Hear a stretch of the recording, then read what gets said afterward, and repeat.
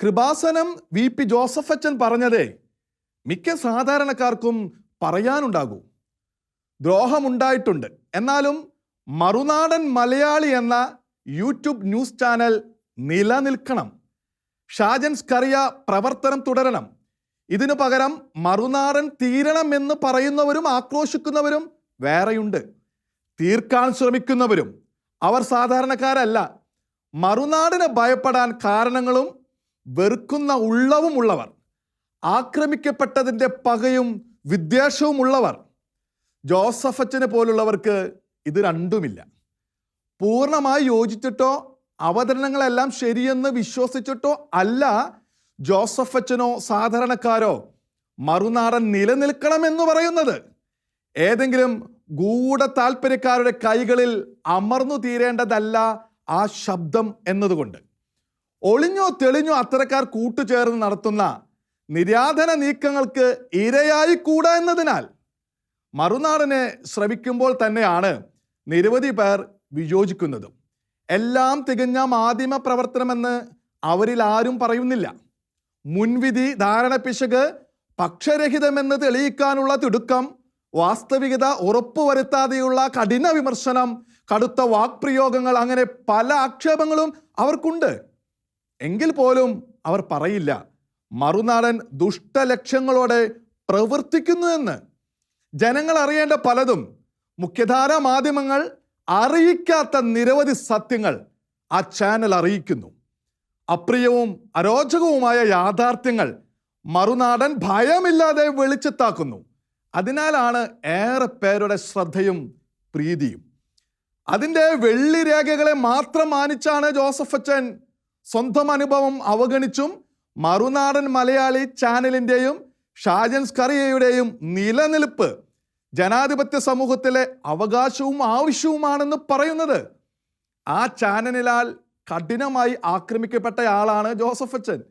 എന്നിട്ടും അച്ഛൻ മറുനാടിന് നിലനിൽപ്പ് ആശംസിക്കുന്നതിന് ചില സാഹചര്യങ്ങളുണ്ട്. ഒന്ന്, മറുനാടൻ്റെ എന്നല്ല ആരുടെയും വിമർശനം കൃപാസനത്തെയോ ജോസഫ് അച്ഛനെയോ തളർത്തുന്നില്ല. വൈദികരെയോ ക്രൈസ്തവ സ്ഥാപനങ്ങളെയോ തളർത്തുന്നില്ല. താനെന്ന സത്യത്തെയും തന്നെ നയിക്കുന്ന സത്യത്തെയും കുറിച്ച് അദ്ദേഹത്തിന് ഉറച്ച ബോധ്യമുണ്ട്. കൽപ്പിച്ചു കൂട്ടിയ തെറ്റ് തൻ്റെ മേൽ വെച്ചുകെട്ടി നടത്തിയ അധിക്ഷേപത്തിന് സത്യവുമായി വിദൂര ബന്ധം പോലുമില്ലെന്ന് അദ്ദേഹത്തിന് അറിയാം. സഹസ്രക്കണക്കിന് വിശ്വാസികൾക്കും മാത്രമല്ല, ദൈവം നിശ്ചയിക്കുന്ന നാൾ വരെ കൃപാസനത്തിൻ്റെ പ്രവർത്തനവും തൻ്റെ ദൗത്യവും താൻ ശുശ്രൂഷിക്കുന്ന ഭക്തിധാരയും മുന്നോട്ടു പോകുമെന്ന ഉറപ്പുമുണ്ട് അദ്ദേഹത്തിന്. അതൊരു മാധ്യമത്തിൻ്റെയും കയ്യിലൊതുങ്ങാത്ത ദൈവകൽപ്പിത പദ്ധതി എന്ന ഉറപ്പ്. രണ്ട്, തന്നെ പോലെ വേറെയും പലരും ആക്ഷേപിക്കപ്പെട്ടെങ്കിലും മറുനാടൻ ചെയ്യുന്ന പല നന്മകളോടുമുള്ള മതിപ്പ്. ഇതര മാധ്യമങ്ങൾ അറിയിക്കാത്ത പല അനിഷ്ട സത്യങ്ങളും മറുനാടൻ പ്രീണനവും ഭീതിയുമില്ലാതെ സമൂഹത്തെ അറിയിക്കുന്നത്. മൂന്ന്, താൻ അധിക്ഷേപിക്കപ്പെട്ടതിന് പിന്നിൽ ചാനലിൻ്റെ മുൻവിധിയെയും ധാരണ പിശകുമല്ലാതെ ദുഷ്ടലക്ഷ്യങ്ങളോ ദുഷ്ടമനസ്സോ ഇല്ലെന്ന് കരുതാനുള്ള ജോസഫ് അച്ഛൻ്റെ അനുഗ്രഹീത ക്രൈസ്തവ മനസ്സ്. ഒപ്പം അദ്ദേഹമടക്കം വൈദികരെയോ ക്രൈസ്തവ സ്ഥാപനങ്ങളെയോ എത്ര അധിക്ഷേപിച്ചാലും ആരും ഹിംസിക്കാൻ വരില്ലെന്നും വർഗീയതയുടെ ആക്ഷേപം ഏൽക്കേണ്ടി വരില്ലെന്നും അവതാരകന് തീർച്ചയുമുണ്ടല്ലോ.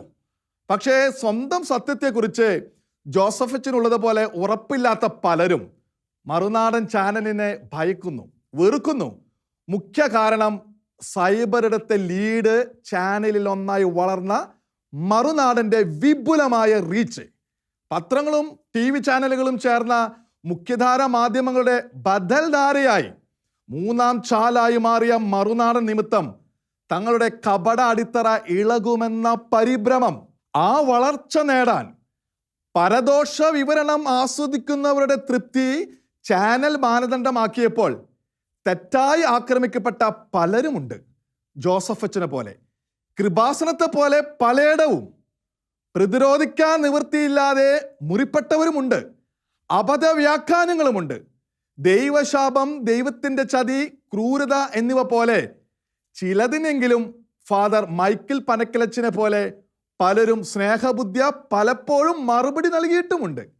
ഇത്തരം സ്വാഭാവിക വ്യതിചലനങ്ങളെ കവിഞ്ഞു നിൽക്കുന്നതാണ് പലരുടെയും അതിക്രമങ്ങളും അന്യായങ്ങളും അഴിമതികളും വെളിച്ചത്തു കൊണ്ടുവന്ന റിപ്പോർട്ടുകൾ. രാഷ്ട്രീയ പ്രവർത്തകരുടെ പിശകുകൾ മാത്രമല്ല അവ.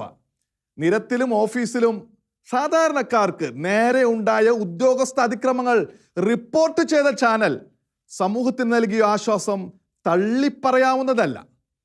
മതിയായ വണ്ണം വാസ്തവികത ഉറപ്പിക്കാതെ റിപ്പോർട്ട് ചെയ്തെന്ന ആക്ഷേപമുള്ള വിഷയങ്ങൾ മറുനാടിന് സൃഷ്ടിക്കുന്ന പ്രതിസന്ധിയും നിയമപ്രശ്നവും അതതിൻ്റെ വഴിക്ക് വിടുന്നു. പക്ഷേ അവ മുന്നിലുള്ളപ്പോൾ ജോസഫ് അച്ചൻ നൽകുന്ന ഉപദേശം മറുനാടനെ ഗുണകരമായേക്കാം.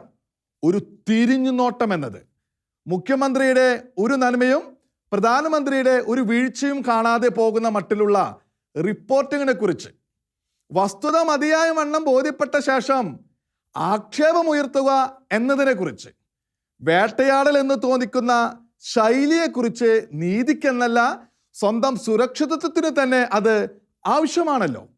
പ്രത്യേകിച്ച് നിരവധി പേർ വീഴ്ത്താൻ തക്കം പാർത്തിരിക്കുമ്പോൾ മറുനാടൻ്റേത് ശരിയായ മാധ്യമ പ്രവർത്തനമല്ലെന്ന് പഴിക്കുന്നവരോട് ഉവ്വെന്നും അല്ലെന്നും പറയേണ്ടി വരും.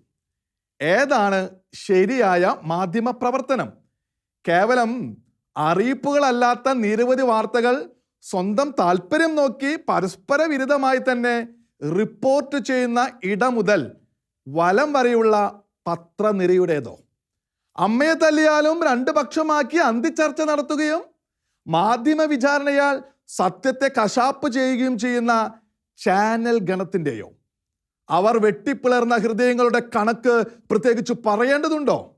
ഇത് അരാജകത്വത്തെ പിന്തുണയ്ക്കാനുള്ള ചോദ്യമല്ല.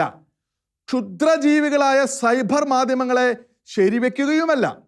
യൂട്യൂബ് മാധ്യമങ്ങൾക്ക് മിക്കപ്പോഴും ഉള്ളത് വാമൊഴിയുടെ അലകിളകിയ ശൈലിയാണ്. സ്വന്തം പരിധി അറിയാത്ത പ്രവണതകൾ. അതിന് നിശ്ചയമായും തിരുത്തൽ ആവശ്യമുണ്ട്. ഇപ്പോഴത്തെ ആക്രോശവും മുറവിളിയും മറുനാടിൻ്റെ നിലനിൽപ്പോ നിർഭയത്വമോ ഇല്ലാതാക്കാനാണെങ്കിൽ അവ പരാജയപ്പെടട്ടെ എന്നാണ് സാധാരണക്കാരും ജോസഫ് അച്ചനോട് ചേർന്ന് പറയുക. കാരണം മറുനാടിനെ അവർ ആവശ്യമായി കാണുന്നു. കുറെ കൂടി ജാഗ്രതയുള്ള കാലിടറാത്തൊരു മറുനാടനെ. പരമ്പരാഗത പത്രസ്ഥാപനത്തിൽ പ്രവർത്തിച്ച് യോഗ്യതയും കഴിവും തെളിയിച്ച ജേർണലിസ്റ്റാണ് ഷാജൻ സ്കറിയ. അത് ആർക്കും ചോദ്യം ചെയ്യാനാവില്ല. എങ്കിലും ജോസഫ് അച്ചൻ്റെ അനുഭവവും വാക്കുകളും സ്നേഹബുദ്ധിയ ഒരു തിരിഞ്ഞുനോട്ടം ഉപദേശിക്കുന്നുമുണ്ട്.